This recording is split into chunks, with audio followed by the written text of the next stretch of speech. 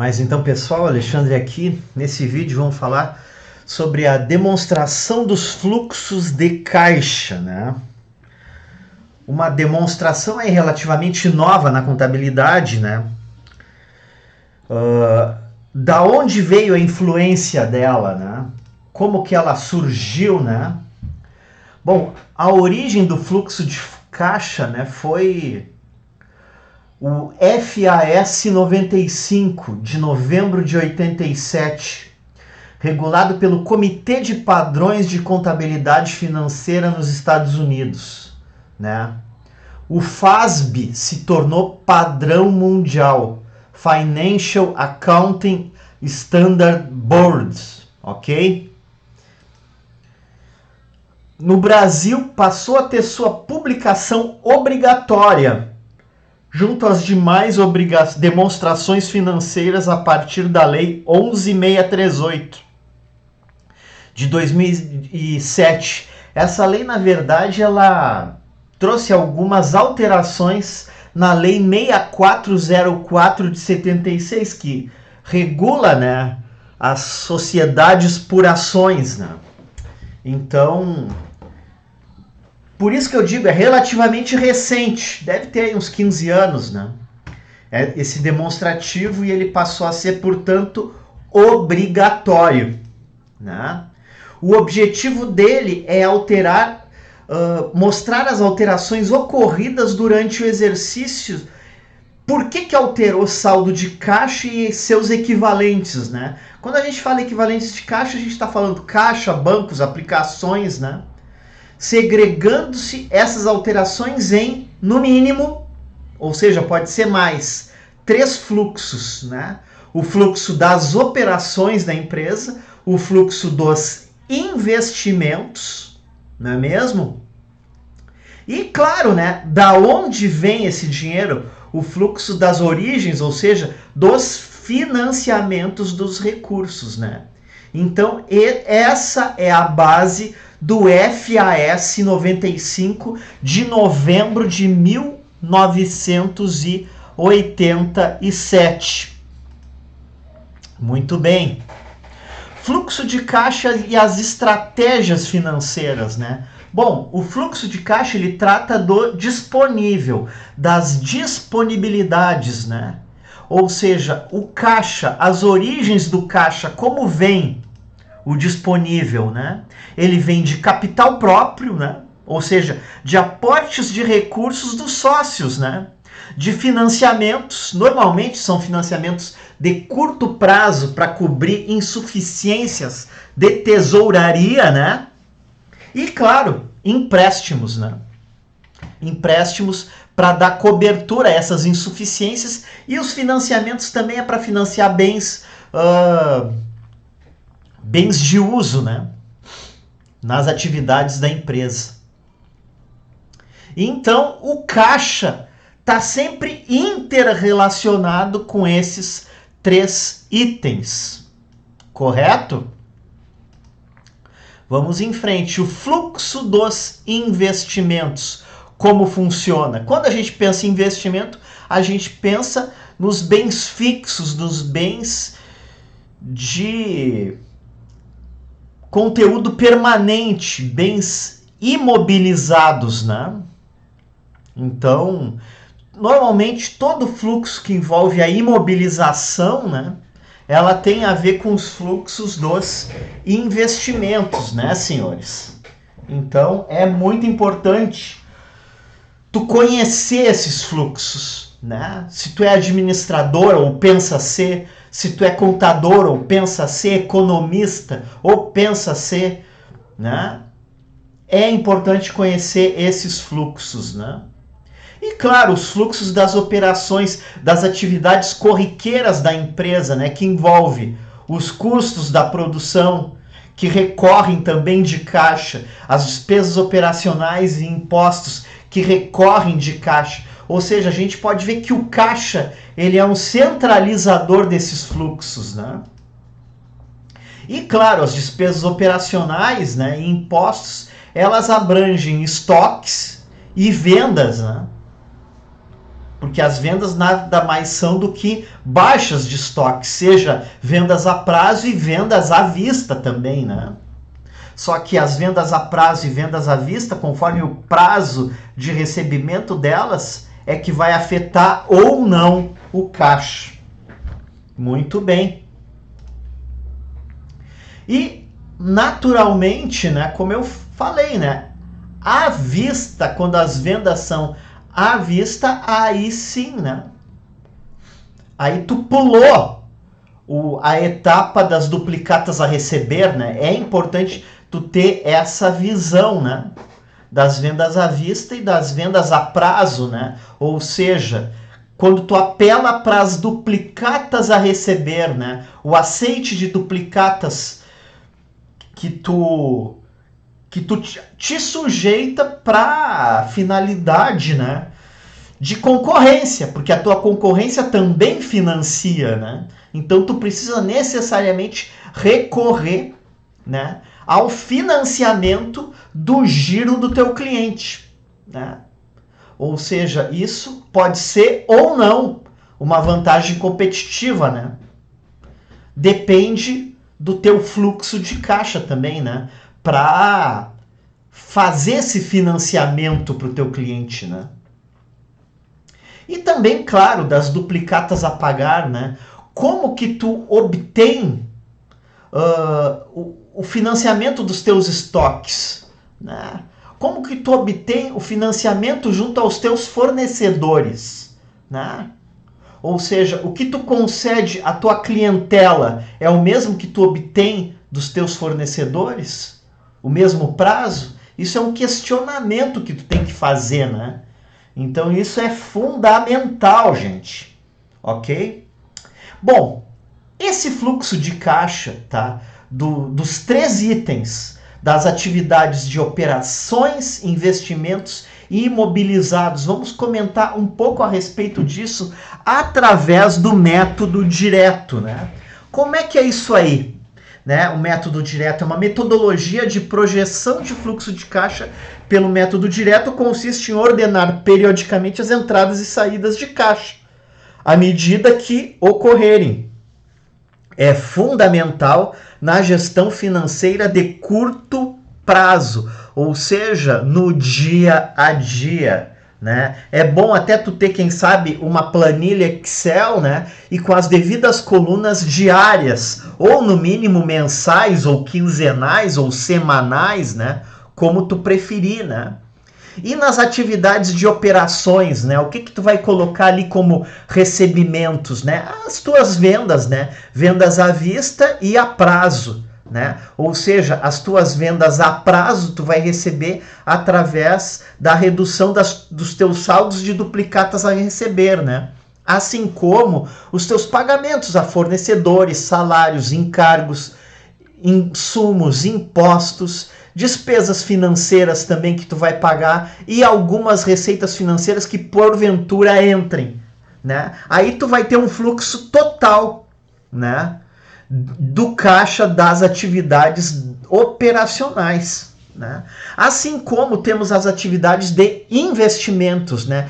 Na verdade, as atividades de investimentos é a mais barbada, porque envolve efetivamente imobilizado e investimento, basicamente os itens ali dentro do não circulante, né? Ou seja, aquisição de imobilizado e investimentos, né? Quer dizer o que? Que tu aumentou o teu ativo fixo, né? Ou seja, certamente esse ativo fixo ele se originou como? De uma compra à vista pela redução de caixa ou por tu ter assumido um financiamento que tu vai pagar ele, né?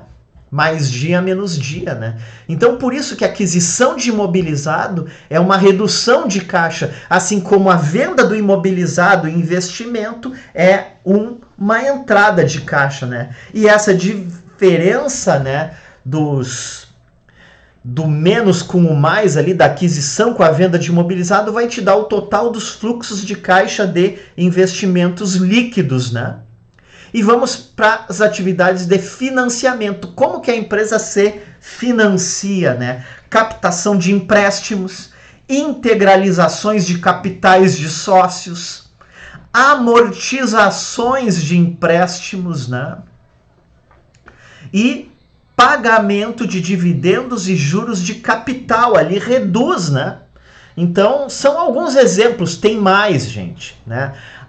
Quando tu amortiza empréstimo, quer dizer o quê? Que tu tá tirando do teu caixa para saldar aquele teu saldo devedor do empréstimo.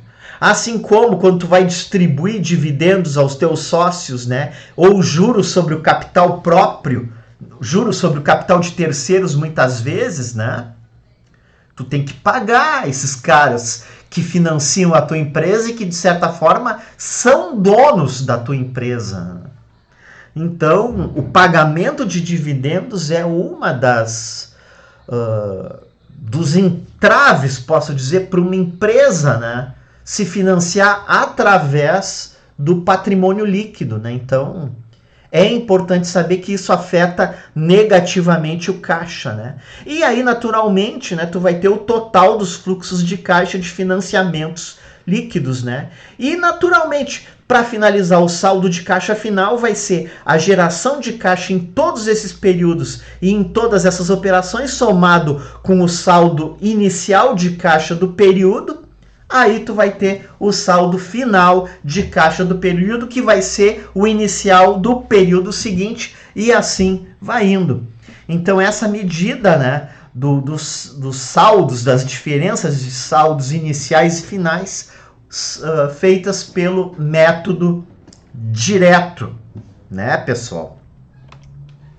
E pelo método indireto, né, é um ajuste, na verdade, do lucro líquido com as deduções ou adições não caixa do DRE.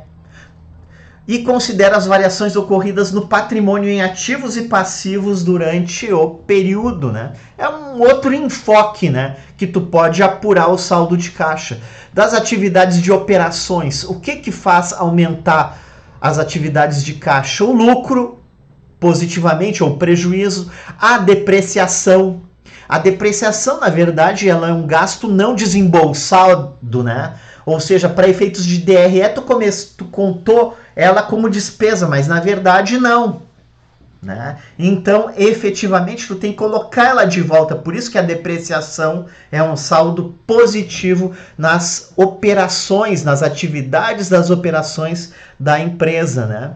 Há também as variações monetárias ativas e passivas, né? Também variações positivas ou negativas das provisões, e assim como as variações negativas e positivas de ativos e passivos circulantes, né? Como variações de caixa, variações da conta clientes, por exemplo. Se a conta clientes reduziu, quer dizer que a conta clientes reduziu, quer dizer que algum cliente teu pagou uma duplicata. Se ele pagou uma duplicata, isso é um aumento de caixa. Há que se pensar contabilmente para chegar na conclusão se isso afeta positivamente ou negativamente um caixa, né? Uma redução de estoques, por exemplo. Redução de estoques, o que acontece com a redução de estoques? É um aumento de vendas. A redução de estoques normalmente vai para vendas. As vendas podem ser a prazo ou à vista. Se forem à vista, redução de estoques pode afetar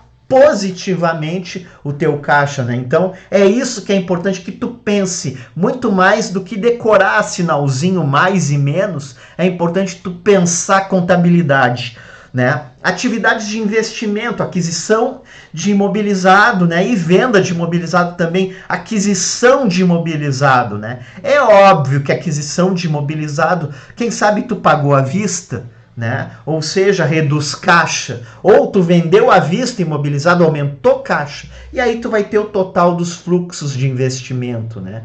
Assim como as atividades de financiamento também, captação de empréstimo, integralização de capital, amortização de empréstimo, pagamento de dividendos e juros de capital, né? Amortizar, pessoal, um empréstimo é pagar o empréstimo, é pagar o saldo que está pendente. Ou seja, se tu está pagando, tu está tirando caixa, tu está reduzindo o teu caixa, e isso afeta negativamente o teu fluxo das atividades de financiamento. Então, por isso que eu te digo, é importante tu Não procurar memorizar isso, mas entender. E entender que aqui eu só coloquei alguns exemplos, né? Nesses resumos aqui, há muito mais movimentações dentro de uma empresa, nessas atividades, além do que está aqui. É importante que tu pense contabilmente, né? Pense na via de mão dupla. O que eu quero dizer a via de mão dupla? Né? Por exemplo, uma amortização de um empréstimo, quer dizer, um pagamento do empréstimo. O empréstimo reduz passivo, mas por outro lado ele reduz caixa, reduzindo ativo, né? Então ele reduz dos dois lados, né? A equação do patrimônio, né? Então é importante tu ter essa visão, um pouco contábil, confesso, né? Mas para o administrador financeiro, para o economista, é importante igualmente ter esse ponto de vista. E finalmente tu vai chegar no saldo de caixa e vai apurar, né, a geração de caixa nesses 3 quesitos de atividades, né, somando com o saldo de caixa inicial do período, e tu vai ter o saldo de caixa final do período, que vai ser o inicial do período futuro. Essa é a ideia, né, pessoal? A elaboração do fluxo de caixa pelo método indireto, né? Como funciona, né? Os dados para elaboração do fluxo de caixa pelo método indireto são obtidos pelas variações do balanço patrimonial e a geração de lucros DRE. Obviamente, tu precisa ter, então, 2 colunas nos demonstrativos, né? É essa a finalidade, né? Então, vamos ver os passos. Calcular as variações das contas do balanço patrimonial. Passo 2, classificar as variações das contas em origem ou aplicação, né? Do DRE, transpor o lucro líquido, a depreciação, as provisões e variações cambiais e monetárias, né, que se chamam variações financeiras, né, que no período não foram desembolsadas, ou seja, gastos não desembolsados, né? E classificar e alocar cada origem e aplicação nos 3 fluxos de caixa operacionais, de investimento e financiamento, e calcular os dividendos pagos naturalmente. Por fim, apurar a geração de caixa do período, somar o saldo inicial para obter o disponível final. Essa é uma boa sequência para tu elaborar o caixa, o fluxo de caixa, né, pelo método indireto, né? Bom, vamos à classificação das origens e aplicações de caixa. Origens de recursos, da onde vêm os recursos, né? Como eles são obtidos? Eles podem ser obtidos, por exemplo, pela diminuição em item de ativo. Olha só, diminuição em item de ativo, a venda, por exemplo, de um caminhão, a venda de um estoque, né? Ela pode ser uma origem de caixa. Aumento de itens de passivo, por exemplo, a tomada de empréstimo, né? Ou financiamentos, pode ser uma origem de caixa, né? Lucro líquido após o imposto de renda, né? Inclusive após tu fazer as distribuições de dividendos, né? Tudo isso é uma origem de caixa, o lucro líquido, né? Justamente a empresa, a função da empresa é originar caixa, né? Originar fluxos de caixa. Inclusive é um método de avaliação da empresa através do VPL, né?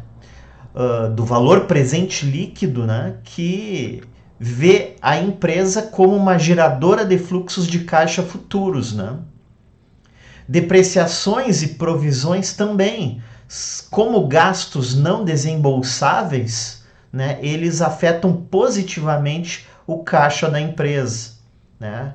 Variações cambiais passivas e variações monetárias passivas e vendas de ações também são origens né, de recursos. E aplicações de recursos, como o dinheiro é aplicado, né, em aumento de itens de ativo pela compra de estoques ou compra de imobilizados, né, redução de itens de passivo quando tu amortiza uma dívida, por exemplo.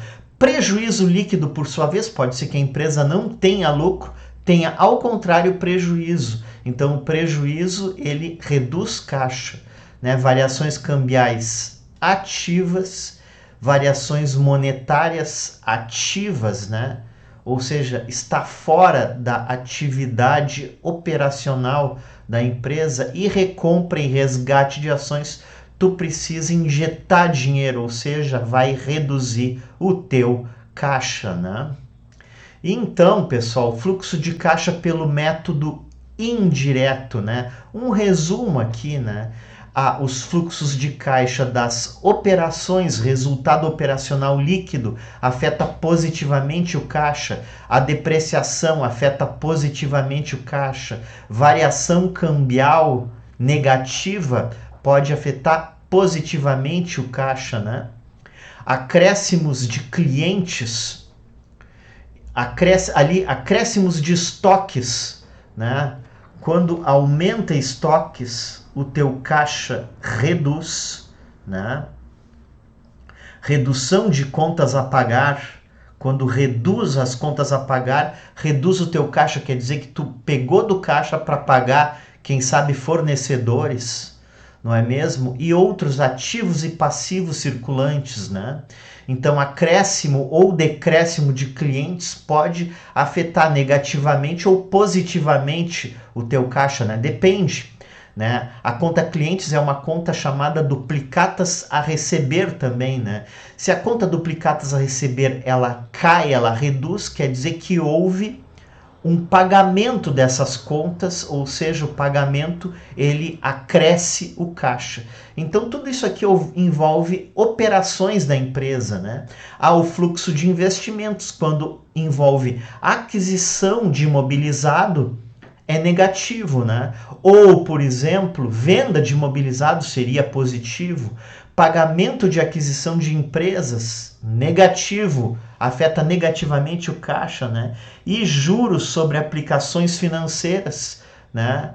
Também faz parte de investimento e afeta positivamente o caixa dos fluxos de investimento. E também há os fluxos de financiamentos, né? Ou seja, financiamentos, empréstimos obtidos. Tu pegou um empréstimo, isso afeta positivamente o caixa. Olha bem, a gente está analisando tudo pela perspectiva do caixa. Amortização de empréstimo é quando tu paga o principal de um empréstimo. Isso reduz o teu caixa e, por conseguinte, vai reduzir também o teu passivo circulante, né? Aumento de capital social com subscrição de capital pelos sócios. O que quer dizer isso? Quer dizer que o capital injetou recurso na empresa, isso afeta positivamente o caixa, né? Assim como financiamentos de empresas ligadas, né? Também dividendos e juros sobre capital próprio, quer dizer o que tu está repassando do teu lucro, dividendos aos teus acionistas. Isso é um fluxo negativo de caixa da perspectiva dos financiamentos, né? E naturalmente, né, o item 4 é um resumo de tudo, né? Tu tem a variação cambial sobre o caixa, a variação líquida de caixa do período, somando os itens 1, 2 e 3, mais o saldo inicial de caixa vai dar igual tudo isso, o saldo final de caixa no período ou no exercício, né? Então, pessoal, essa é a ideia da formação de uma demonstração de fluxo de caixa pelo método direto ou pelo método indireto. Ambas as maneiras têm que dar o mesmo resultado de caixa. Espero ter sanado a dúvida nesse quesito. O assunto ele se posterga muito, né? Mas a gente tentou de alguma forma resumir para vocês num período de tempo curto. Espero que tenha sido útil, né? E conto com a tua inscrição no canal, assim como conto com teu like no vídeo, né? para tornar esse conteúdo relevante para o algoritmo do YouTube. Conto contigo, então. Valeu. Deixo um abraço se tu veio até aqui.